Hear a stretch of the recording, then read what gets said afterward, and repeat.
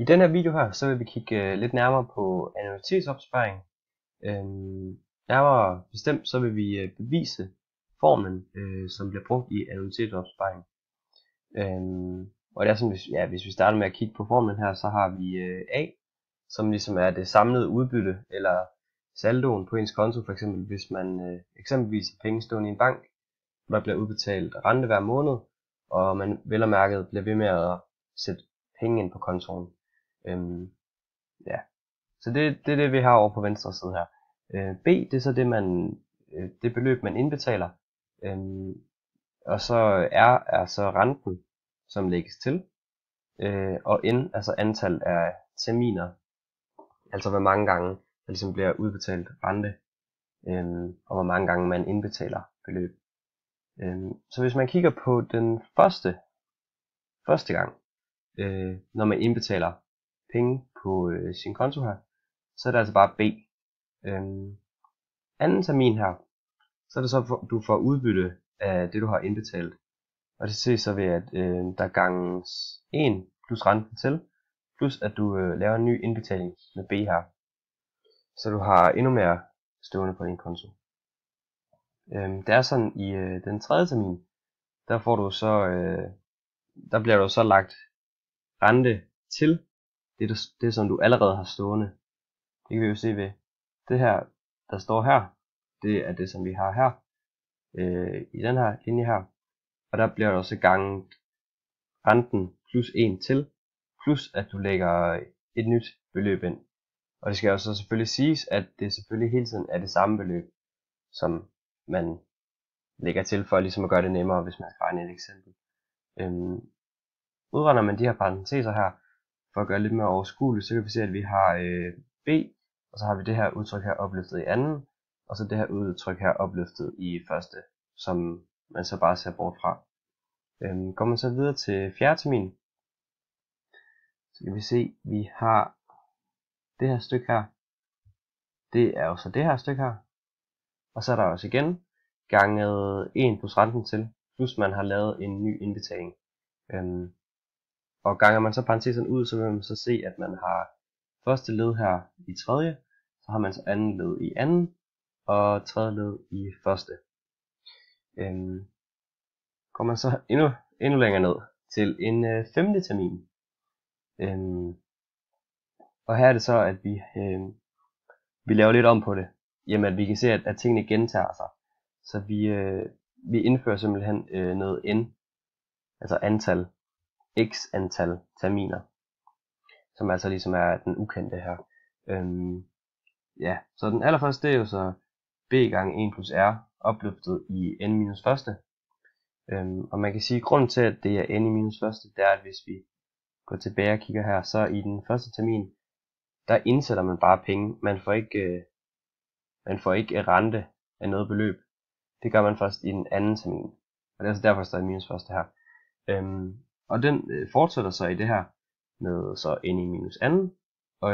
Og den fortsætter så indtil det bliver opløftet i første og i anden osv.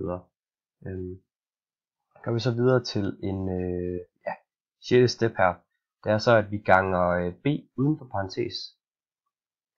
Vi kan se, at vi har jo allerede flere b-led her. Men vi ganger simpelthen uden for parentes, så vi får det her udtryk her. Med 1 plus r opløftet i n minus første, og så videre, indtil det bliver opløftet i anden og i første. Det som vi så nu vil gøre, det er ligesom det smarte for til sidst at ende ud med det her udtryk her. Det er, at vi indfører et nyt begreb, som vi kalder S, svarende til det samlede over det, som man lægger ind, altså A over B. Og det laver vi så, det sætter vi så bare lige det her udtryk her fra tidligere. Og hvad kan man sige? Så ganger vi ganger S på alt det her. Vi ganger S på den her 1 plus R, som det ses her. Så altså S bliver ganget på det hele her, svarende til A over B. Det videre step er så at trække S fra, hvormed vi kan få de fleste af de her led her til ligesom at gå ud med hinanden. Der er så to led, som ikke går ud med hinanden, og det er det første led her, 1 plus R, opløftet i N. Så ikke lige det her, men en anden en, bare hvor det bare er opløftet N. Og så den her, hvor der bare er lagt 1 til. Så når man ganger S på 1 plus R, og trækker S fra, så får vi så, at det hele det bliver lige med det her. 1 plus R, hele stykket opløftet N, minus 1. Næste steps er så at gange den her parentes ud. Og som vi kan se, så har vi jo S gange 1, det giver bare S. S gange R, det bliver SR. Og så minus S. Og ja, som vi kan se, så har vi S her, minus S herovre.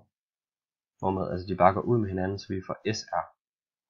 Så er det så, at vi får SR lige med 1 plus R, opløftet N, minus 1. Det vi så er interesseret i at gøre nu, det er, at vi er interesseret i at isolere S. Og det gør vi jo så bare ved at dividere R over på den anden side.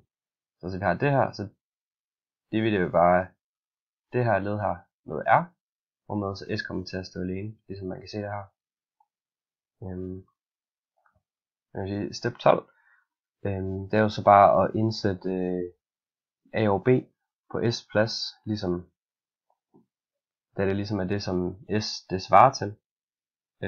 Og så har vi ligesom, ja, det her udtryk her. Og vi til sidst, så isolerer man så A, hvormed vi ligesom får sætningen fra tidligere. Og det gør vi jo så bare ved at gange B over. Så at vi får det her. At det ligesom er A, der er lige med det. Og som man kan se, så svarer det til det her sted her. Den her formel her. Og B har vi jo så bare gange på her på den anden side, men det kunne så godt være gange på her i starten her.